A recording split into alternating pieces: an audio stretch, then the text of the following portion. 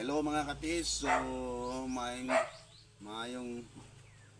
good afternoon sa lahat na mga katis natin dyan, Luzon, Visayas, Mindanao.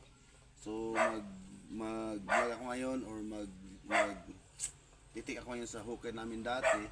Ito yung sign niya, yan o, dots, tatlong dots. Triangle dots yan, yung heart, tsaka heart din. Yung west doon, west, din west, and south, north. So naka 45 degree yung hukay namin mga tits. So ngayon, titik natin sa ikiis sa ilalim kasi wala na kasing tubig, matitingnan natin. Naisip ko kasi na ano natin ngayon i-titik na ikiis. It's sa ikiis.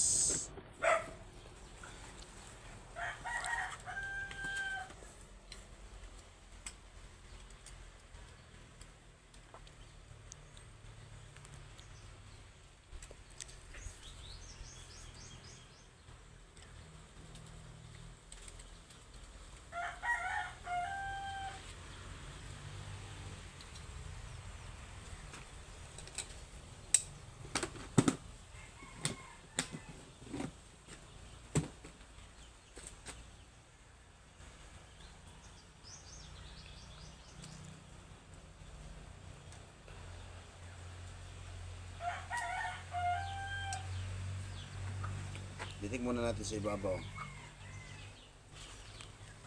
Start. I-post na mo? Wala ginapatsyag, i-post na mo? Ha? Kuha naon. Okay. Okay? Okay. So ngayon titik natin kung talagang lilingon ba doon ang ating gadget. Power on and then gold.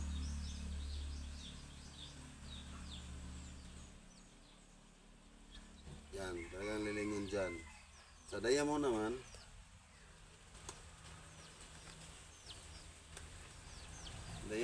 katiits.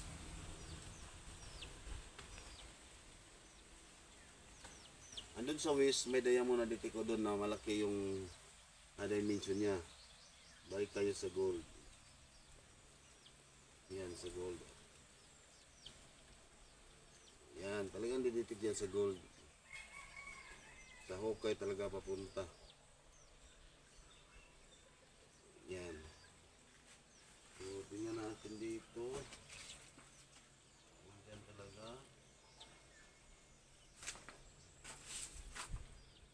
Yan.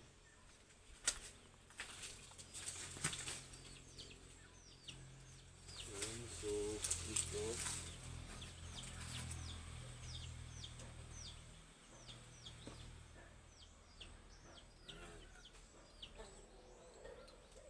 So, ngayon lapit ka.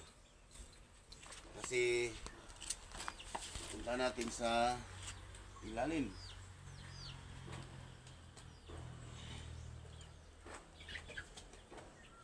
Kailan puso.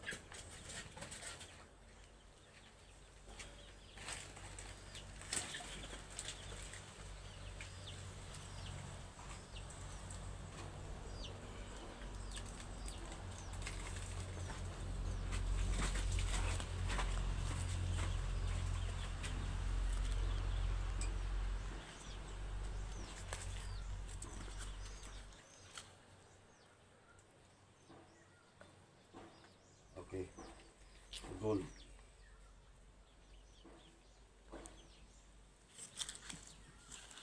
Yan mga tiits. Ayun. Yan. Medyo lakas-lakas na yung ikot niya. Kasi nakatunnel siya kasi dito.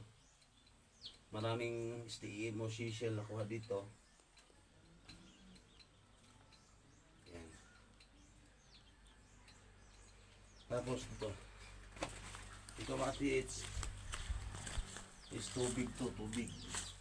Dito lalabas yung mga tubig. So ngayon nagalhin nyo, pinasiminto ko sa papa ko. Diyan. Yan mga tits, oh. Talagang nag-iikot siya. Yan.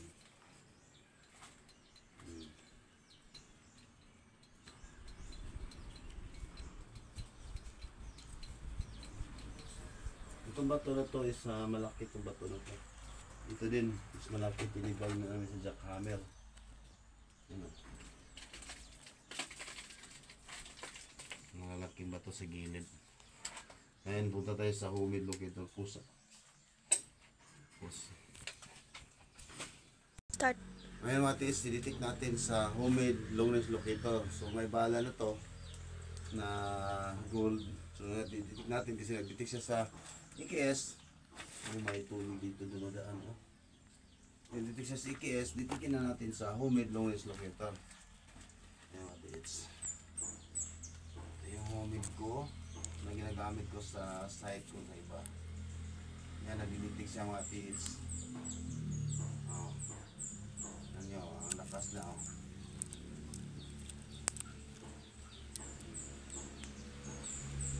Ditikin natin sa poison.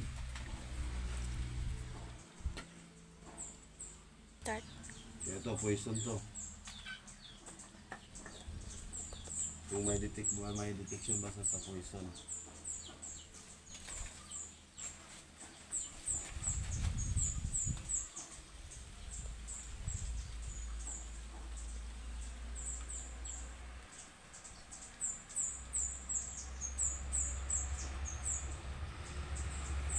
Yan. Yan talaga yung poison mga katits. Saka yung bomb natin, titik natin sa bomba. Ito yung palbora mga katits. Panahon pa to sa World War II. Yung nilibing ng lolo ng baka ko. So, kung saan yung bomba, palagay ko dito yung bomba. Saka poison dyan. Ano mga katits.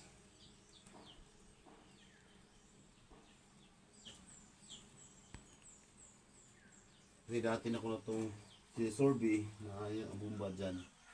Mga 2 dangka lang, bomba na. Mga kitso, saan ko sa harap. Yan.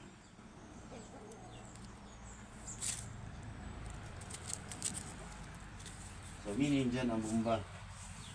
Mga tits. May pakita ko sa inyo mga tits na shell. Ano?